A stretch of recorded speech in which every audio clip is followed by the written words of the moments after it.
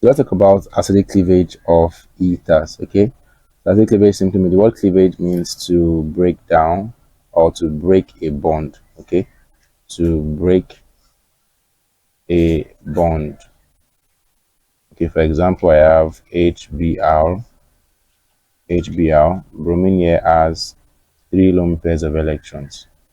So bromine being more or less negative than oxygen, it means that electrons here will be pushed towards bromine. Okay, making bromine partially negative and hydrogen partially positive. Eventually, this bond length will increase. Okay, and it will cleave, it will break.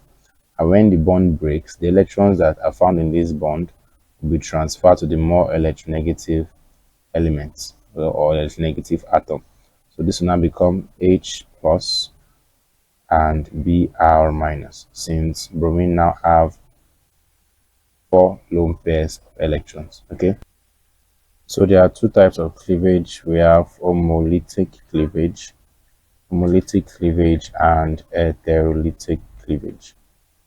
As I said, cleavage simply means break of bond, and when that happens, there's a transfer of electrons to either of the atoms. Okay, usually the atom that have it is more electronegative will receive the electrons. Okay, in some cases the 2 electrons will be transferred. If the 2 electrons are transferred, we call that heterolytic cleavage.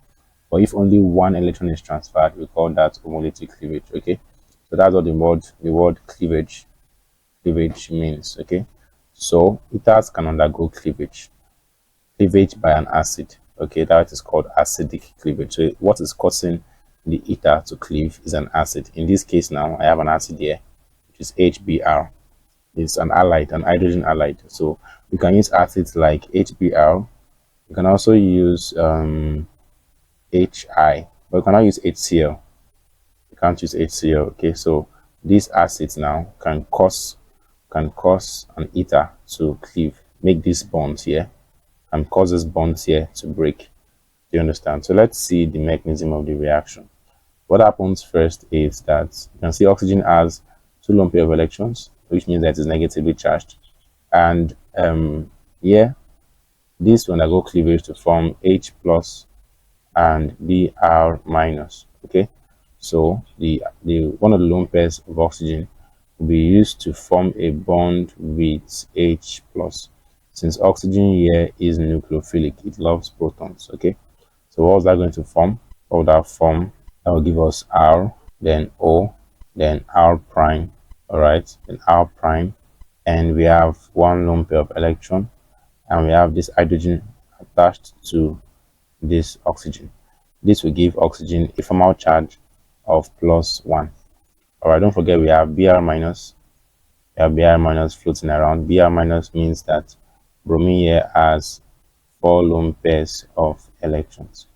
Okay, so what happens now is that this bromine now, it is nucleophilic. Okay, it means it loves proton, so it will attack a less steric in that carbon. Now we have 2 carbons here. We have a carbon here and a carbon here, so it will attack one of them. So let's say it attacks this carbon, and what was that going to form? That will form RBr. You can see that's my product over here. Let me box that out. So you can see RBr will be formed. You see that now. That's how that RBr was formed. This RBr is an aryl halide. So an aryl halide will be formed when an ether undergo cleavage. Okay, so when that happens, when this bromine picks up this carbon, the bonds here undergo cleavage and the electrons be transferred to oxygen. And what that's going to give me, that will give me R O. Now oxygen already has 1 lone pair of electron. It's going to have 1 more from the cleavage of this bond. Let me draw that here. Then don't forget we still have our hydrogen attached to it. So what is formed now? So this is an alkanol. That's where I got this alkanol form. And my thing here is that whenever an ether is undergoing acidic cleavage, it reacts with excess of the hydrogen halide. It reacts with excess of this. That means we're still going to be having HBr in the reaction. So this reaction can continue and continue. Let's say we still have HBr. So just like before, what we have here, the oxygen is nucleophilic, so to pick up one of the hydrogen atoms. So the bonds between hydrogen and bromine will break off, and the electrons will be transferred to this bromine, giving bromine a negative charge of -1. All right. So what will be formed here? What will be formed here? We're going to have R, we're going to have O. We still have this lone pair. Okay. The other lone pair was used to form a bond with hydrogen. So we have our hydrogen here, and we have one hydrogen here initially. All right. Now bromine now being, let me write it here. Let me write it over here. It makes more sense. It's closer to the acyl. So bromine now being a nucleophile, we attack the less steric hindered carbon, which is this acyl group, and that will form RBr. Another acyl halide will be formed, and when that happens, the bonds here will cleave and the electron will be transferred to oxygen, which this will now become O. We have two hydrogen attached, and we have a lone pair. Now we have a lone pair already in blue, and we have another lone pair that came from the cleavage of this bond, which is this. So this is water, a water molecule. So you can see that in the acidic cleavage of ethers, two things are formed. We have two of acyl halides. So we have two acyl halides to be formed. Two acyl halides. In the first step, we're going to have one acyl halide and an alkanol. Okay, but since we have the hydrogen halide, which is the acid now, in excess, it will react further with the alkanol to give us one more acyl halide and give off what's water. We want to write the total reaction or the overall reaction. We're going to have ROR, which is our ether. We're going to have our ether reacting with SS of this. Let me write that out. SS in the presence of, now don't forget I added this triangle. This triangle side represents heat, so I have to apply heat to the reaction. So this will give me what? Two acyl halides. We're going to have RBr and another RBr, then plus what now? Plus water, H2O. So the idea here is that this bond here will cleave, and bromine, which is the halogen attached to the hydrogen halide, will react with each of the acyls to form two acyl halide. So let's see an example. Let's say I have oxygen. So we have this. So this is my ether. All right, and let's write the reaction. Let's see what will be formed through acidic cleavage of this ether. Don't forget we apply HBr in the presence of heat, and also apply heat. Okay, so the first thing that's going to happen, don't forget that this oxygen has two lone pairs of electrons, which make oxygen a nucleophile. So it's going to attack, let me write this up here. I have H, we have Br. It's going to attack this hydrogen, pick up this hydrogen, and the electrons in this bond will cleave and be transferred to bromine. Okay, so what are we going to have now? We're going to have something like this. 1, 2, 3, 4. Our oxygen. We're going to have something like this. We have our lone pair of electron, and don't forget this lone pair of electron was used to form a bond with this hydrogen. So we're going to have that hydrogen attached to this part. Okay, now since the electron here was transferred to bromine, that will make bromine negatively charged. Okay, which will make it a nucleophile. Don't forget, negatively charged species are nucleophiles. So this bromine being a nucleophile, we attack a less steric hindered carbon. Look at this carbon here. There's a carbon here and there's a carbon here. So bromine will attack this carbon. Then this bond here, as the bond between this carbon and the bond in red, will cleave and the electrons will be transferred to oxygen. So what is going to give me? It's going to give me something like this. We have our oxygen. We have hydrogen attached up here as this hydrogen here. We have a lone pair of electrons here, And we have a new lone pair of electrons from the cleavage of this bond. So we have that over here. All right. Then plus. Don't forget that this bromine was attached to this carbon. So we have something like this. We have something like this. All right. Something like this. So the carbons here, as the carbons in red, let me use green. This carbon and this carbon are right over here, here and here. That's the first product. But since we have HBr in excess, it means that HBr will still further react with this alkanol that was produced. So we have HBr again. So this oxygen now has two lone pair of electrons, which means that it is a nucleophile. So it's going to pick up this proton. And when that happens, the electrons in this bond will cleave and be transferred to bromine, giving bromine a negative charge, -1 from our charge. Okay, so what are we going to have now? We're going to have something like this. We have our oxygen, we have our lone pair here, we have our hydrogen attached, that's this hydrogen up here. And don't forget that one of the lone pair of electrons was used to form a bond with hydrogen, so we're going to have one more hydrogen attached here. Okay, so this will give this oxygen a +1 from our charge. All right, so bromine being a nucleophile will attack a carbon. Okay, so we have a carbon here, a carbon here, a carbon here, and a carbon here. So you have to attack a less steric in that carbon. So this bromine now, and just draw a line like this to attack this carbon. And what is going to be formed?